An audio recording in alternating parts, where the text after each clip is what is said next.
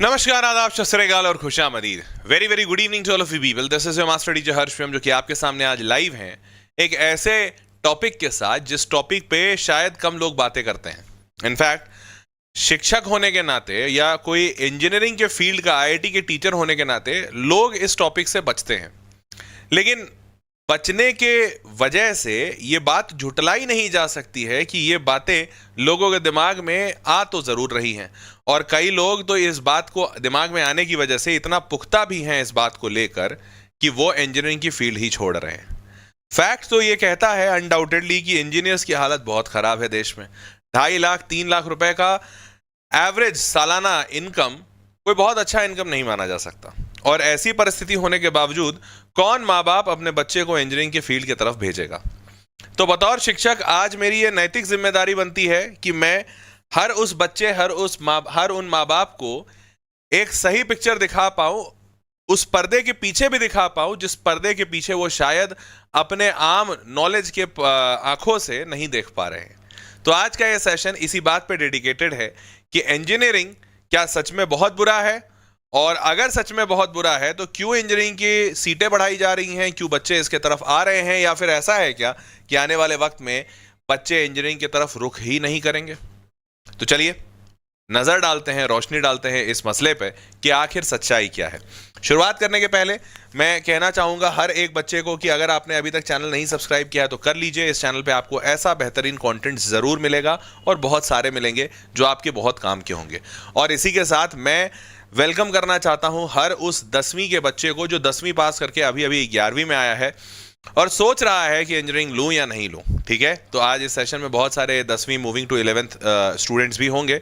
11वीं से 12वीं जो जा रहे हैं वो शायद नॉलेज के तौर पे, थोड़े एंटरटेनमेंट के तौर पे इस वीडियो को देखने आए होंगे। 12वीं वाले भी आए होंगे, तो उन सब का भी तहे दिल से स्वागत है। चलिए शुरू करते हैं। तो सबसे पहले शुरुआत करता हूं इन न्यूज आर्टिकल्स से। जैसे अभी बहुत रीसेंट न्यूज आर्टिकल आया था कि साल 2024 का प्लेसमेंट डेटा रिपोर्ट आ गया है। तो साल 2024 का जो प्लेसमेंट डेटा रिपोर्ट आया था सितंबर में, तो इसमें बहुत बवाल हुआ था क्योंकि आईआईटी बॉम्बे ने अपना ऑफिशियल डेटा रिलीज किया था, जिसमें आईआईटी बॉम्बे ने कहा था कि इन्होंने सब कुछ बताया कि एनुअल पैकेज इनका 23.5 लाख का है, फलाना ढिमकाना, but despite the increase some packages were as low as 4 lakh rupees. और जब ये पूरा डेटा मैंने पढ़ा था, इस पूरे रिपोर्ट को मैंने तब्दीश से पढ़ा था कि भाई क्या है रियलिटी, क्या आईआईटीज खत्म होने वाले हैं या आईआईटी का हवा समाप्त होने वाला है। तो इस रिपोर्ट में ये लिखा हुआ था कि आईआईटी बॉम्बे ने बताया था कि 10 ऐसे बच्चे थे जिन्होंने 4 लाख रुपए पर एनम का प्लेसमेंट एक्सेप्ट किया था, और ये 10 वो बच्चे थे जिन्होंने एक्सेप्ट कर लिया। बहुत सारे बच्चे जिन्हें प्लेसमेंट मिला ही नहीं, और इसी वजह से आईआईटी का प्लेसमेंट परसेंटेज 90% या उससे कम के आसपास, मतलब 90% के आसपास का था। मतलब 10% बच्चे आईआईटी बॉम्बे में भी ऐसे थे जो किसी भी प्लेसमेंट में बैठे तो उनको नौकरी नहीं मिली। मतलब रियलिटी तो यह है कि भैया आईआईटी बॉम्बे जैसा देश का सबसे बेस्ट इंस्टीट्यूट में भी बेरोजगारी तो है, कम ही सही पर है जरूर। नाउ मूविंग फॉरवर्ड, फिर उसके बाद जितने रिपोर्ट्स हैं भारत में, उन रिपोर्ट्स को गूगल आप करेंगे तो आपको बहुत आसानी से मिल जाएगा। जैसे फ्रेश ग्रेजुएट जो इंडिया में हैं, इनका 2.5 लाख से 7 लाख के बीच में पर एनम का एवरेज पैकेज बताया जाता है। अब एवरेज पैकेज 2.5 लाख से 7 लाख इसलिए लिखा गया है क्योंकि कई सारे ऐसे कॉलेज हैं जहां पे अच्छे पैकेजेस लगते हैं, बट वो कॉलेजेस कम हैं क्योंकि उनके लिए मारामारी ज्यादा है। तो बचे हुए जो कॉलेजेस हैं उनमें 2.5 लाख 3 लाख, और आज भी बहुत बड़ी बड़ी जो कंपनियां हैं, जो फेमस कंपनी है टीसीएस, विप्रो, एचसीएल, इन्फोसिस, यहां पर बच्चों को 3 लाख रुपए सालाना पे ही रिक्रूट किया जाता है।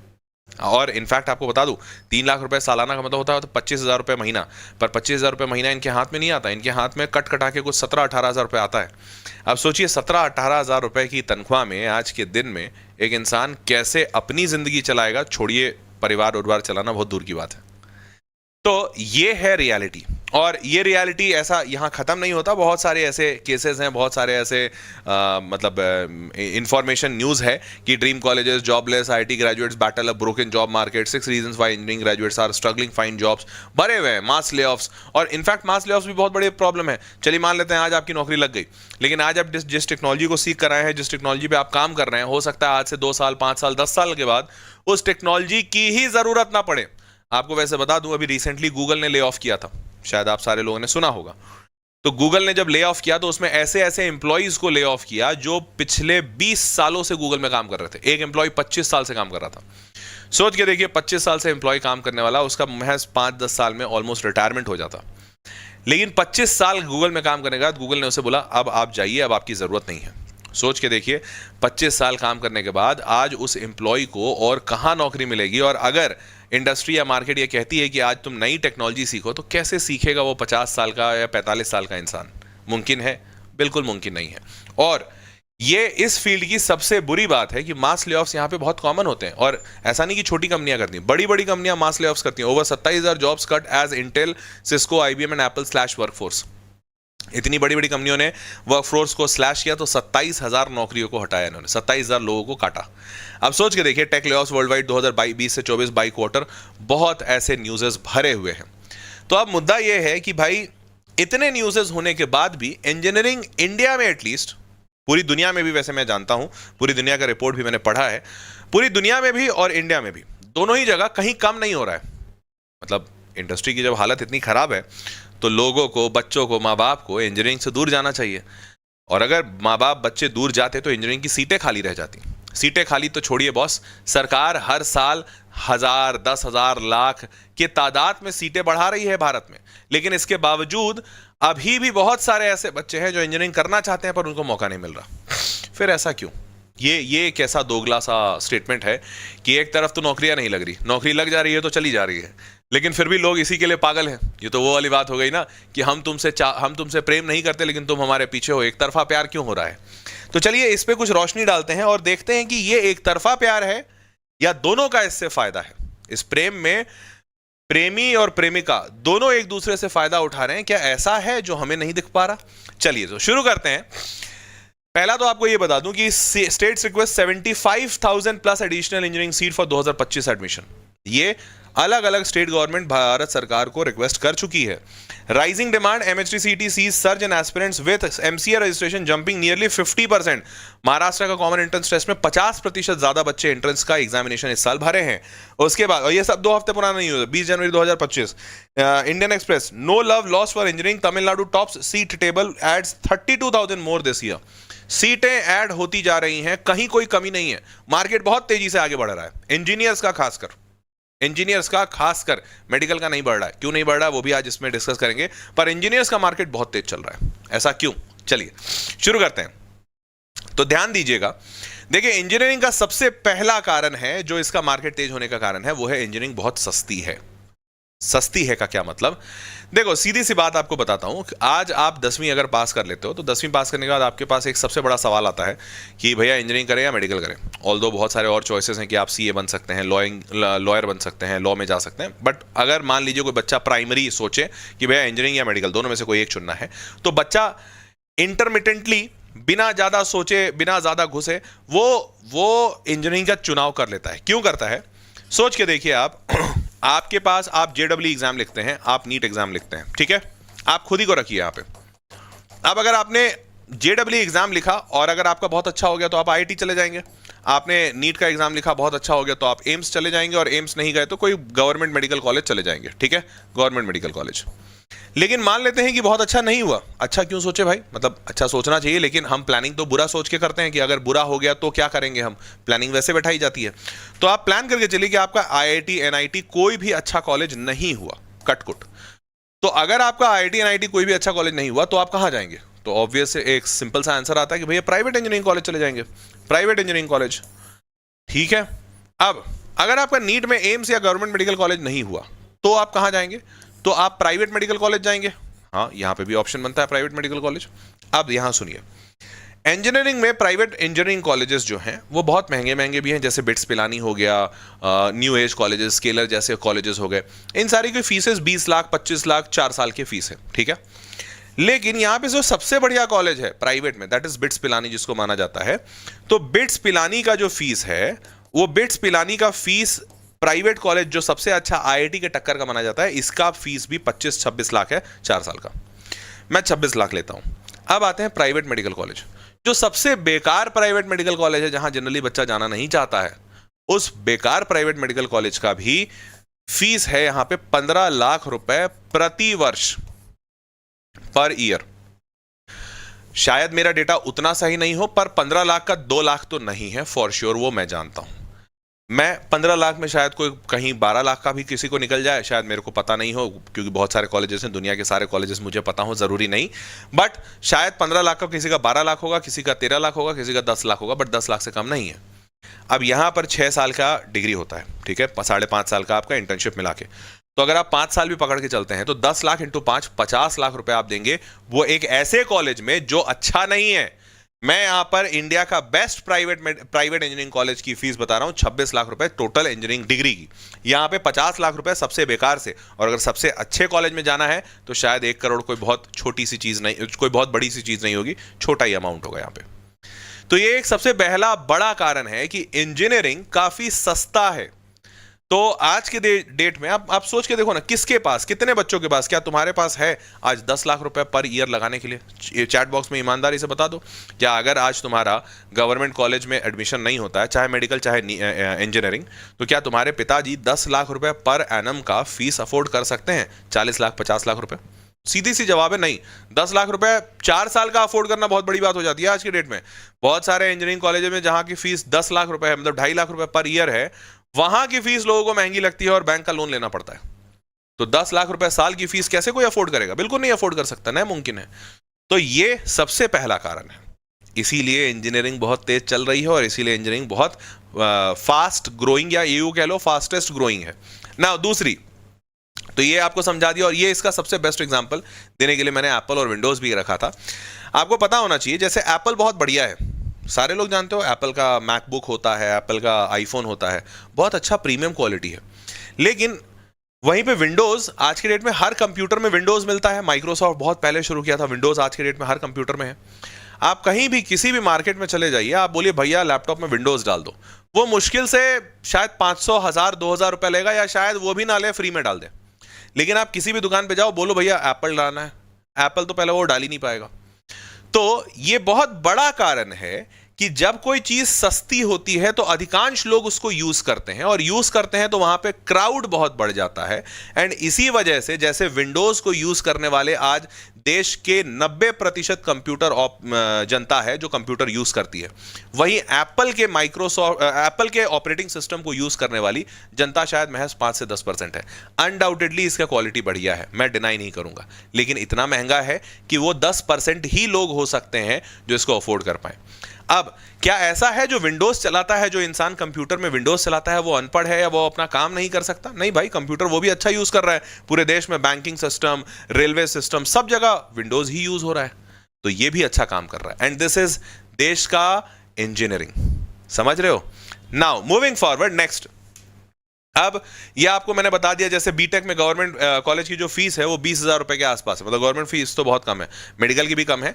लेकिन अब जब प्राइवेट कॉलेज में आते हैं तो 1 लाख रुपए के आसपास का एवरेज बनता है। 1 लाख रुपए पर ईयर का एवरेज बनता है, 2 लाख भी हो सकता है, बट वो एवरेज में बता रहा हूं, टॉप के कॉलेजेस नहीं बता रहा हूं। लेकिन वहीं मेडिकल कॉलेजेस में, एमबीबीएस में गवर्नमेंट की फीस तो चलो 50-60 हजार जो भी है, यहां पे गवर्नमेंट फीस सस्ती वाली भी है, एम्स में बहुत कम पैसा लगता है। लेकिन प्राइवेट कॉलेजेस का 7 से 20 लाख रुपए का एवरेज है, मिनिमम मोटा मोटी पकड़ोगे तो 10 लाख रुपए एवरेज फीस बनती है 1 साल की। अब एक साल का 10 लाख रुपए और यहां पे 1 लाख रुपए, जमीन आसमान का अंतर है। चलिए, अब दूसरा है अवेलेबिलिटी ऑफ सीट्स। अब ये इंपॉर्टेंट दूसरा सबसे बड़ा फैक्टर है। देखो, आज के डेट में अगर आपको थोड़ा सा ध्यान हो तो भारत देश में अगर आप या मैं कल को एक इंजीनियरिंग कॉलेज खोलना चाहें तो हम खोल सकते हैं। मतलब अगर मैं भी खोलना चाहूं, मेरे पास मुश्किल से शायद 50 लाख रुपए होने चाहिए, 20 लाख 50 लाख रुपए, तो मैं एक इंजीनियरिंग कॉलेज खोल लूंगा। और चलो मेरे पास 20-50 लाख भी ना हो तो मैं शायद 10 लाख रुपए में भी एक इंजीनियरिंग कॉलेज खोल लूंगा। कारण बहुत सिंपल है कि इंजीनियरिंग की कॉलेज खोलने के लिए जो रिक्वायरमेंट्स हैं वो इतने स्ट्रिक्ट नहीं है। मतलब सिंपल सा है कि कोई एक बड़ा सा यूनिवर्सिटी लूंगा, मैं उस यूनिवर्सिटी से जाके एफिलिएशन करा लूंगा, और मैं शायद 4 कमरे में या 5 कमरे का एक पूरा बड़ा सा बिल्डिंग ले लूंगा, बस 5 ही कमरे का, बिल्डिंग नहीं कहो, उसको फ्लैट कह लो या डुप्लेक्स कह लो, 5 कमरे का डुप्लेक्स भी ले लूंगा। और वहां पर अगर बच्चा आकर पढ़ने के लिए तैयार है और मेरे को किसी कॉलेज से मैं मान्यता प्राप्त ले लेता हूँ कि भैया मैं इस यूनिवर्सिटी से एफिलिएटेड हूँ, तो अगर मैं उस यूनिवर्सिटी से एफिलिएटेड रहता हूँ तो मैं इंजीनियरिंग बच्चा को पढ़ा सकता हूँ। अब आते हैं मेडिकल में। मेडिकल आप सबको पता है, मेडिकल में ऐसी हंसी खेल की बातें नहीं होती हैं। जाहिर सी बात है, तुम अगर बच्चों को अच्छे से नहीं पढ़ाते हो तो गुर्दा निकालने के जगह पे दिल निकाल देगा, दिल को ठीक करने के जगह पे ऑपरेशन करने के जगह पैर का ऑपरेशन कर देगा। तो हेंस मेडिकल में बहुत ही ज्यादा स्ट्रिक्ट रूल्स हैं, शायद जरूरत से भी ज्यादा। और इसी वजह से अगर आज मेरे पास 1 करोड़ रुपए भी हो तो भी मैं मेडिकल कॉलेज नहीं खोल पाऊंगा। इंजीनियरिंग कॉलेज तो 10-20 लाख में खोल दूंगा, लेकिन अगर मेरे पास 1 करोड़ भी होगा ना तो भी मैं एक मेडिकल के कॉलेज नहीं खोल सकता, क्योंकि रूल्स इतने ज्यादा स्ट्रिक्ट हैं। अब जब ऐसा है तो जाहिर सी बात है कि जब मैं इंजीनियरिंग कॉलेज खोल सकता हूं और मेरे को कॉलेज ही खोलना है, तो जाहिर सी बात है मैं इंजीनियरिंग खोलूंगा, चाहे मैं जितना भी चाहत कर लूं मैं मेडिकल खोल नहीं सकता। तो हेंस सारे के सारे न्यू प्लेयर्स जो हैं वो सारे के सारे इंजीनियरिंग में एंटर करते हैं, पर मेडिकल में तुमको कोई एंटर करता हुआ नहीं दिखेगा।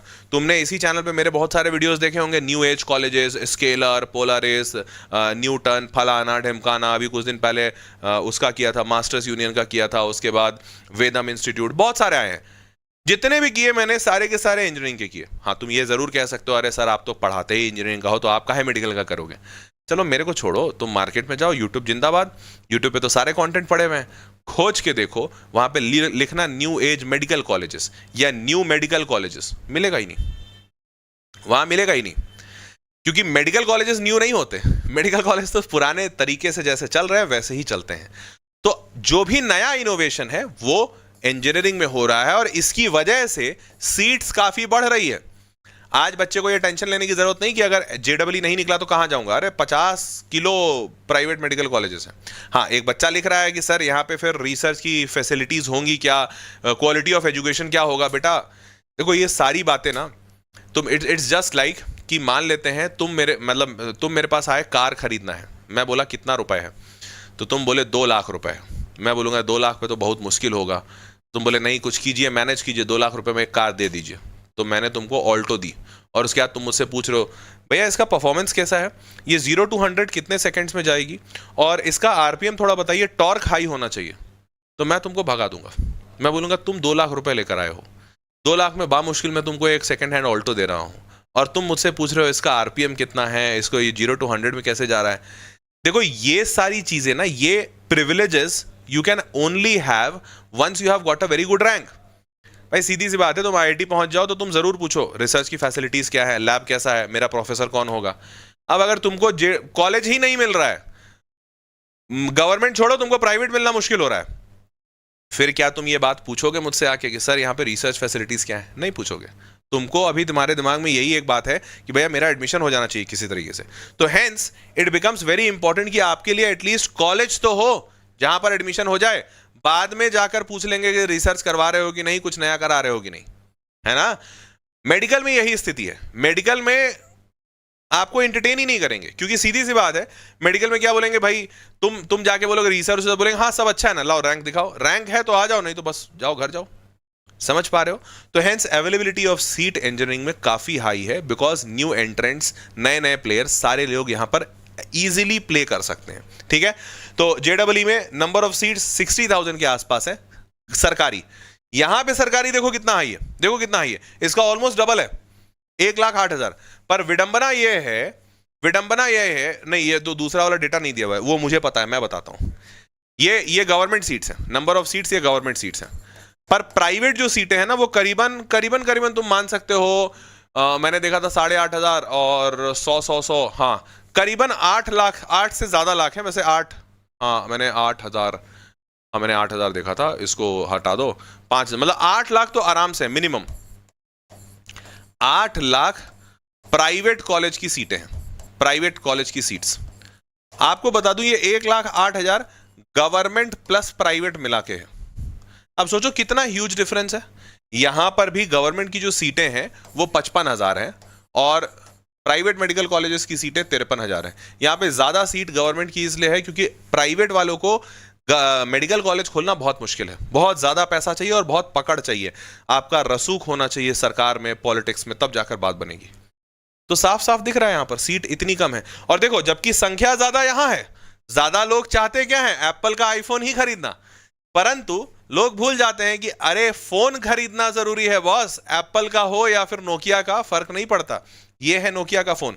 कम लोग हैं इधर, परंतु हर कोई को सीट मिल रहा है, ये बड़ी बात है। क्या मेरी बात सबको समझ में आई? तो हेंस यहां पे सीट काफी ज्यादा है। अब मूविंग फॉरवर्ड अप्रूव्ड इनटेक, तो बीटेक 14.9 लाख स्टूडेंट्स सेशन 2024 में आए थे। इंडियन एक्सप्रेस ने एआईसीटीई ने कोट किया, एआईसीटीई का डेटा है। Number of medical colleges in India बहुत कम है, 706।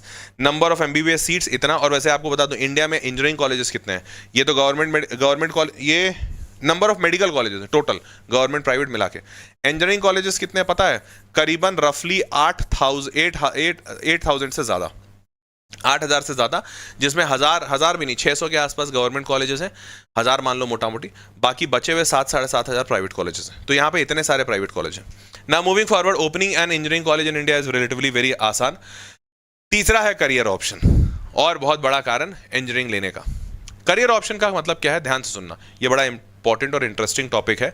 कोई भी बच्चा जो 10वीं से 11वीं में जा रहा है उसको तो जरूर सुनना चाहिए, और जो बच्चा 11वीं 12वीं में हो और डिमोटिवेटेड फील कर रहा है कि क्यों ले लिया इंजीनियरिंग, वो भी जरूर सुनो इसको। करियर ऑप्शंस का मतलब ये है, देखो तुम आज इंजीनियरिंग कर रहे हो, तुमको किसी ने बताया कंप्यूटर साइंस अच्छा होता है, तुम घुस गए कंप्यूटर साइंस में। लेकिन आज के डेट में मेरे को ईमानदारी से बताओ, तुमको क्या पता है कंप्यूटर साइंस में क्या पढ़ाते हैं? चलो कंप्यूटर साइंस को साइड रखते हैं, तुमको फिर भी थोड़ा पता होगा कंप्यूटर पढ़ाते हैं फलाना ढिमकाना। मैं तुमको बोलूं कि मैकेनिकल इंजीनियरिंग में तुम मान लेते हैं एडमिशन ले लिया, या इलेक्ट्रिकल में, तो सुन के लग रहा है इलेक्ट्रिकल में तार वार जुड़वाते होंगे, मैकेनिकल में कुछ लोहा वहा बनवाते होंगे। विश्वास मानिए, जब आप जाएंगे ब्रांच में पढ़ने, तो आपको महसूस होगा कि पहले 2 साल तो आपने वो सुना ही नहीं जो आप जिस नाम से आए थे।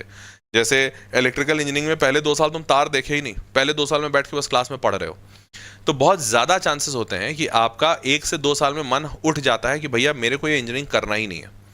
अब एक बात बताओ, चाहे जिस भी कारण से तुम्हारा मन उठा, हो सकता है करिकुलम खराब था, हो सकता है टीचर खराब था, या हो सकता है वो ब्रांच ही तुमको पसंद नहीं आया, अगर तुम्हारा मन उठ गया तो क्या करोगे बॉस? जैसे मैं भी इंजीनियर हूं, मैं इलेक्ट्रिकल इंजीनियरिंग किया, इलेक्ट्रिकल इंजीनियरिंग करने के बाद आज पढ़ा रहा हूं, तो मेरा मन उठ गया इंजीनियरिंग से, उठ गया तो आज मैं पढ़ा रहा हूं, तो मेरे पास पढ़ाने का ऑप्शन था। ठीक है, डॉक्टर्स के पास भी होता है। अब लेकिन दूसरी चीज मान लेते हैं कि मेरे को ना ऐसा मन करता कि मैं आगे चलकर आउट ऑफ इंडिया जाकर मास्टर्स करना चाहता हूं। तो आउट ऑफ इंडिया में जब जाकर मास्टर्स करना चाहता हूं तो मेरे को क्या देना पड़ता? सैट। सैट में 2 सब्जेक्ट्स पूछे जाते हैं, एक होता है रीजनिंग और दूसरा होता है मैथ्स। रीजनिंग में भी मैथ्स आता है और मैथ्स में तो मैथ्स आता ही आता है। तो सैट मैं नहीं दे पाता अगर मैं एक बायो का स्टूडेंट होता तो। दूसरा, अगर मान लेते हैं मेरे को कल को मन किया कि यार मैंने इंजीनियरिंग का सब कुछ किया, मजा नहीं आ रहा है, प्राइवेट नौकरी कर रहा हूँ टीसीएस में 3 लाख रुपए सालाना की, तो मेरे को सरकारी नौकरी जाना है। तो सरकारी नौकरी कहाँ जाना है भाई? तो मैंने सोचा कि मैं एसएससी निकालूंगा, एसएससी में निकाल के मैं इनकम टैक्स ऑफिसर बनूंगा। से फॉर एग्जाम्पल एसएससी से बनते हैं, तो मैंने सोचा मैं इनकम टैक्स ऑफिसर बनूंगा। तो एसएससी का मैंने सिलेबस खोल के देखा, तो मेरे को दिखा साइंस है प्लस मैथ्स है प्लस जीके है और प्लस रीजनिंग है। मैथमेटिक्स और रीजनिंग दोनों में मैथमेटिक्स का इस्तेमाल होता है, साइंस में फिजिक्स केमिस्ट्री बायो तीनों पूछ लेता है, बट इन तीनों में मिला के सबसे हाईएस्ट वेटेज मैथमेटिक्स का रहता है। अगर मैं बायो वाला बच्चा रहूंगा तो मैं यहाँ भी पीछे छूट जाऊंगा। और ऐसे में यहाँ पे कुछ भी कम तो 20 तो मैं लिख सकता हूँ ऐसे फील्ड्स जहां पे मैथमेटिक्स को ज्यादा तवज्जो दी जाती है। बोलना ये चाहता हूं कि इंजीनियरिंग करने के बाद आपका आगे का जो करियर प्रोस्पेक्ट है वो इतना ज्यादा खुल जाता है क्योंकि आप मैथमेटिक्स बैकग्राउंड के स्टूडेंट रहते हो। आप इवन सीए बनना चाहो ना, एक बच्चा बोल रहा है सीए का बताओ, अगर तुम कल को सीए भी बनना चाहते हो, तुम बस पढ़ लो, मैथमेटिक्स तुम्हारा ठीक होगा, तुम पढ़ लो, तुम सीए भी शायद बन जाओगे। लेकिन अगर आपने नॉन मैथमेटिक्स एक बार बैकग्राउंड ले लिया तो उसके बाद आगे के करियर अपॉर्चुनिटीज बहुत ज्यादा लिमिटेड हो जाते हैं, बहुत ज्यादा लिमिटेड।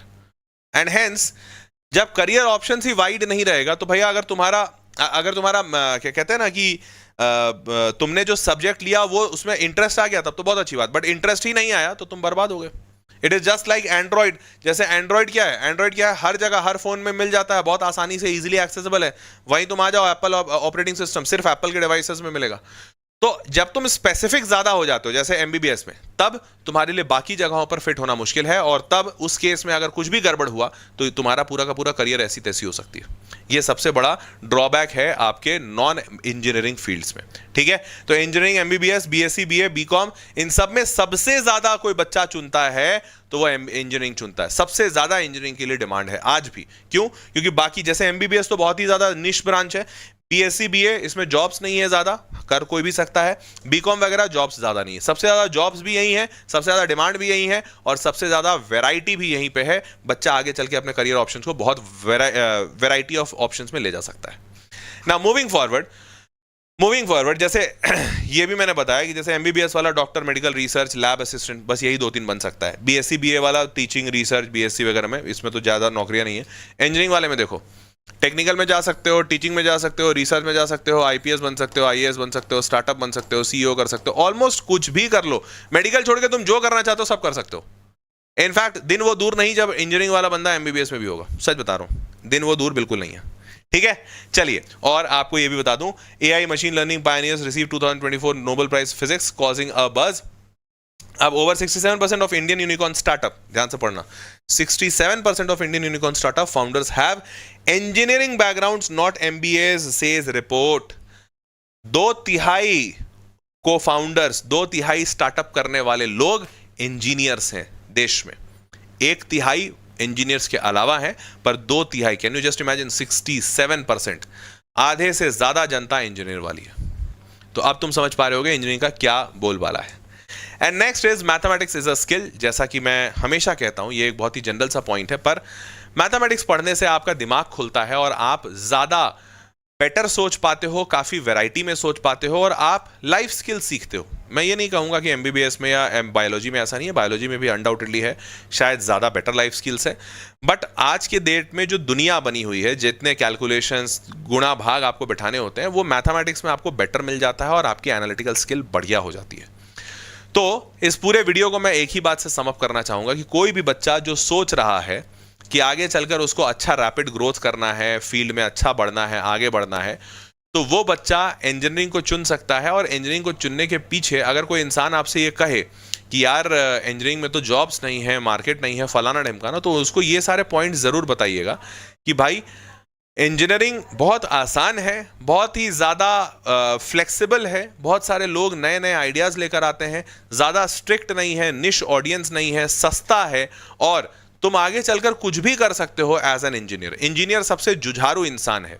और आपको ये भी बता दें, रैपिड ग्रोथ जब से सीएस और एआई फील्ड्स में आया है, तब से इंजीनियरिंग का डिमांड और बढ़ गया है, क्योंकि आने वाले वक्त में पूरी दुनिया, चाहे इवन मेडिकल फील्ड भी हो, वो भी आर्टिफिशियल इंटेलिजेंस, कंप्यूटर साइंस पे बहुत ज़्यादा डिपेंडेंट हो रही है, एंड हेंस इंजीनियर्स की बहुत ज़्यादा डिमांड हाई हो रही है। तो आप इन चीज़ों को ध्यान में ज़रूर रखिएगा। और ऐसे बहुत सारे रिपोर्ट्स हैं, सैलरीज बहुत तेज़ी से बढ़ रही हैं लोगों की, जो computer science, artificial intelligence, electronic vehicle, इन सारे फील्ड्स में आगे बढ़ रहे हैं। तो आप भी अपने आप को, अपने फ्यूचर के डिसीजंस को इन्हीं चीज़ों को देखते हुए लीजिएगा ज़रूर, ठीक है।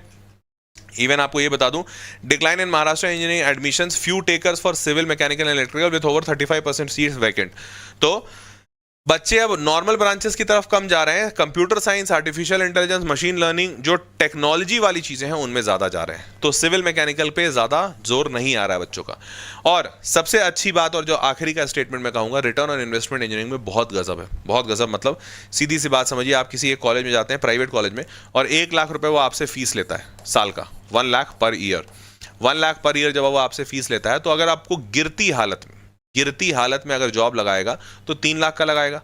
हालांकि तुम 1 लाख का पर ईयर के कॉलेज में जा रहे हो, तो कॉलेज अच्छा होगा, तुम फिर भी थोड़ा ठीक ठाक कर लोगे, 5-6 लाख का तो नौकरी कोई भी बच्चा लगा लेता है। बट मैं मान रहा हूं गिरती हालत में तुम 3 से 4 लाख रुपए का नौकरी लगवाए, 3 to 4 LPA, तो आपने जितना दिया उसका 3 गुना आपको कॉलेज वापस कर रहा है, ऑल्दो 4 साल के बाद। मेडिकल में क्या होता है, जैसा मैंने आपको बताया, मिनिमम टू मिनिमम फीस 7 से 8 लाख रुपए है। मैं 7 से 8 लाख रुपए, एवरेज 10 लाख रुपए, मैं 8 लाख रुपए पढ़ रहा हूँ, 8 लाख पर ईयर, ठीक है। और इसके बाद जब आप डॉक्टर में लगते हैं, एमबीबीएस करने के बाद जब आप जूनियर डॉक्टर के तौर पे आप कार्यरत होते हैं, तो स्टार्टिंग सैलरी जो होती है डॉक्टर्स की, वो होती है 40,000 पर मंथ, मतलब 4.8 लाख पर एनम। मतलब आपने जितना पैसा लगाया, और ये 6 साल के बाद, मतलब 5.5 साल के बाद इतना पैसा मिलेगा। चलो इंटर्नशिप में मिल जाता तो चलो 4.5 साल के बाद, तो आपको ये 4 साल के बाद ऑलमोस्ट मिनिमम 3 से 4 गुना देगा।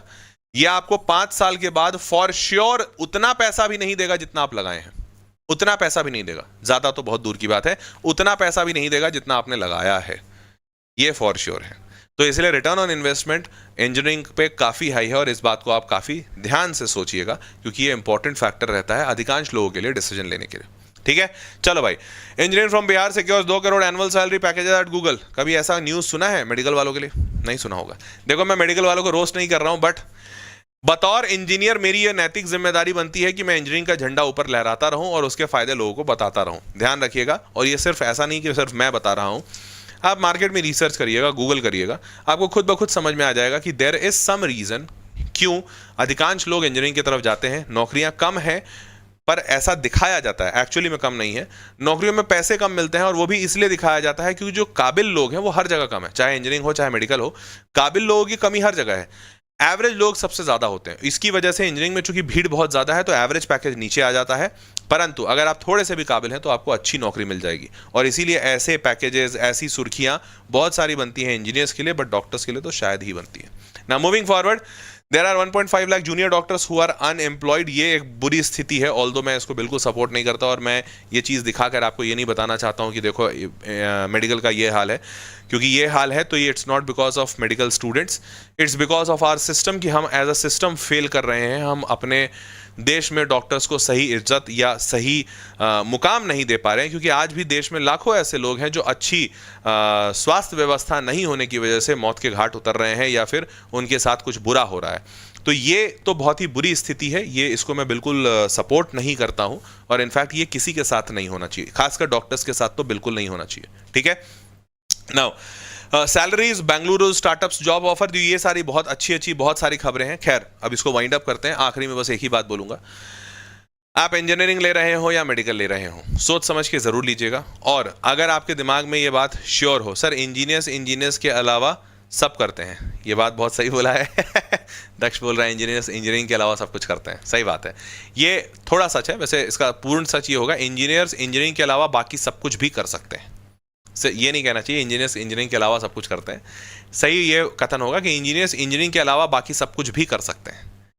हाँ खैर, anyways having said that, and आपको इस बात पे करूंगा कि ध्यान रखिएगा, आप जिस भी फील्ड को ले रहे हो कोई दिक्कत नहीं है, आपकी अपनी इच्छा, आपकी अपनी स्वेच्छा होनी चाहिए, पैशन होना चाहिए, हर फील्ड अच्छा होता है। बस इस बात का ज़रूर ध्यान रखिएगा कि आपकी परिस्थिति क्या है और आपके उस परिस्थिति के हिसाब से आपके लिए बेस्ट डिसीजन क्या होगा। अगर आप फाइनेंशियली थोड़े चैलेंज्ड हैं और आपके पास बैकअप ऑप्शन होना ज़रूरी है, तो आप MBBS या कोई और फील्ड ले रहे हो तो उसको चुनने के पहले ज़रूर सोचिएगा कि इन केस अगर आप क्वालिफाई नहीं हो पाए, इन केस अगर आपका अच्छा रैंक नहीं आ पाया और अगर आपके पास पैसे नहीं हैं, तो आप क्या करेंगे। अगर आप ये सारे जवाबों के बाद भी आपको महसूस होता है कि आप मेडिकल लेना चाहते हैं या आप CA बनना चाहते हैं या आप लॉयर बनना चाहते हैं, then I would be very happy and I would recommend you go for it, because passion अगर आपका है तो आप कहीं ना कहीं कैसे न कैसे रास्ते बना ही लेंगे। ठीक है, that was all from my side, myself Harsh Priyam signing off at this junction, saying you all a very good bye and a very good night. मिलते हैं अगले वीडियो में, तब तक के लिए टेक केयर, बाय बाय।